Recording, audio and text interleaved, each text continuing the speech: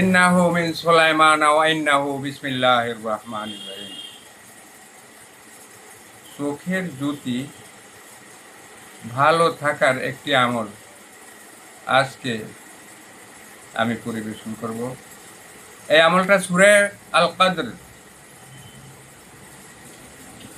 উজুর পরে উজুর যে পানি, সেই পানিটা দোনো চোখে ফোঁটা ফোঁটা দিতে হবে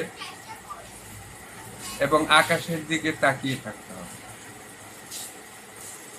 আর এভাবে যদি সে তার জীবনে আমল প্রতিষ্ঠিত করে, তাহলে ওই চোখের জ্যোতি নিয়ে সে কবরে শুইতে পারবে ইনশাআল্লাহ। কাজেই ভাইয়েরা, যারা প্রকৃত নামাজি পরহেজগার, অন্তত পক্ষে তারা এই আমলটা করবেন এবং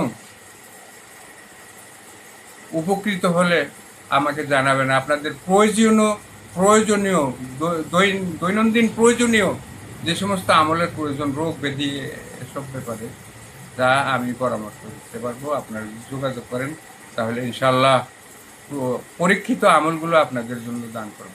আল্লাহ পাক আমল করার তৌফিক দান করুন। ওয়াকির দাওয়ানা আলহামদুলিল্লাহি রাব্বিল আলামিন।